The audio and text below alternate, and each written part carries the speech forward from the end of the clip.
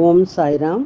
ஸ்ரீ சாயின் ஆசீர்வாதத்துடன் ஸ்ரீ கோவிந்த் ரகுநாத் தபோல்கர் என்ற ஹேமாத்மன் இயற்றிய ஸ்ரீ சாய் சச்சரித்திர கிரந்தத்தின் அடிப்படையிலே தொகுத்து மூல மராத்தியிலே விரிவுரையுடன் இயற்றிய தைந்தின் சாயிபோத் பேராசிரியர் டாக்டர் சீதாராம் கணேஷ் தேசாய் அவர்கள். இந்த நூலின் தமிழ் மொழிபெயர்ப்பு ஸ்ரீ சாயின் தினசரி ஞான போதனை தொகுத்து வழங்குபவர் டி.ஆர். மாதவன் அவர்கள். பிரார்த்தனை. சமர்த்த சாயி, இச்சிறு மந்திரம் புனிதமான ஜெயமருளும் மந்திரம். இது இனிய பக்த பாவ மோக்ஷ சூத்திரம். அவரது புனித வாழ்க்கை வரலாறு மதுரம்.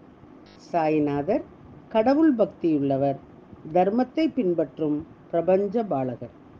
இப்போது இவர் வாழ்க்கை வரலாற்றை பாடுங்கள். மன அமைதியை பேணுங்கள்.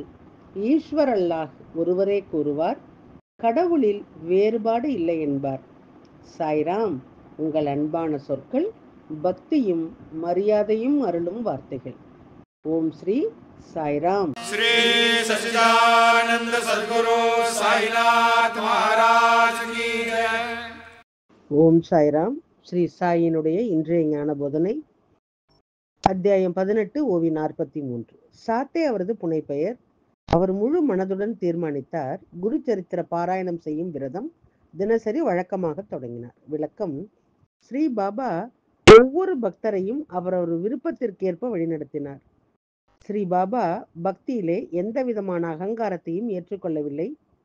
மேலும் ஒருவர் மற்றவர்களைப் போலவே நல்லவர் என்ற எதிர்பார்ப்புடன் தன்னை மற்றவர்களுடன் ஒப்பிடக்கூடாது என்று பாபா கற்பித்தார்.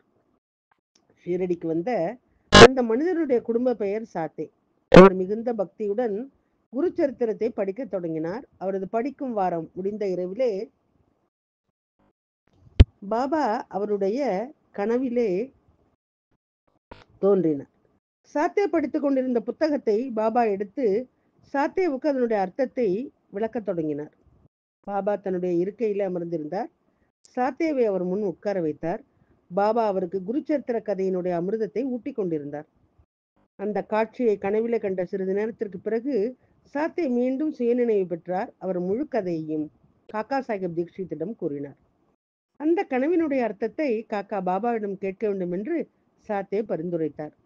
படிப்பதை மீண்டும் தொடங்குவதா அல்லது முடிந்தவுடன் அதை புரிந்து கொள்வதா என்பது சாத்தேயினுடைய நோக்கம் என்ன என்பதை பாபா அறிந்திருந்ததால் சாத்தேவுக்கு மன அமைதி கிடைக்கும்.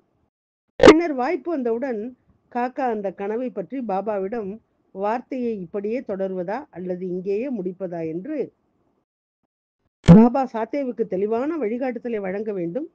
சாத்தே ஒரு சிறந்த பக்தர், தயவு செய்து அவரது விருப்பத்தை நிறைவேற்றுங்கள் என்று கூறினார். இதை கேட்ட பாபா, இன்னொரு பாதையை அமைத்துக் கொள்வோம். இந்த குருச்சரித்திர புத்தகத்தை படிப்பதன் மூலம் பக்தர்கள் தூய்மை அடைகின்றார்கள். இந்த புத்தகத்தை படிப்பதன் மூலம் ஒருவர் நல் வாழ்வை பெறுவர். கடவுள் மகிழ்ச்சி அடைவார். உலக பிணைப்புகள் முறிந்துவிடும் என்றார். பாபா இதை சொன்னபோது ஹேமாத்மன் பாபாவினுடைய பாதங்களை தடவி கொண்டிருந்தார். இதை கேட்டு அவர் ஆச்சரியப்பட்டு, நான் பல வருடங்களாக பாபாவுக்கு சேவை செய்து வருகின்றேன். ஆனால் பாபா எனக்கு இன்னும் தரிசனம் கொடுக்கவில்லை. இந்த 6 பேரும் 7 நாட்கள் பாதை அமைத்துக் கொண்டார்கள். இது எப்படி இருக்கின்றது? 3 வருடங்களாக சாதனையாளர் போன்ற பாபாவினுடைய தோற்றத்திற்காக நான் காத்திருக்கின்றேன் என்று நினைத்தார். ஹேமாத்மந்தினுடைய மனதிலே எண்ணங்கள் ஓடிக்கொண்டிருந்தன. குறிப்பு: மனதை ஒருமுகப்படுத்த அனைத்து வழிகளும் உள்ளன. ஓம் ஸ்ரீ சாய்ராம். ஸ்ரீ சாயினுடைய தினசரி மற்றொரு ஞான போதனை அடுத்த தொடரிலே கேட்கலாம். சாயை பணிவோம். சாந்தி நிலவட்டும். ஓம் சாய்ராம். ஸ்ரீ சச்சிதானந்த சத்குரு சாய்நாத் மகாராஜ் கி ஜெய்.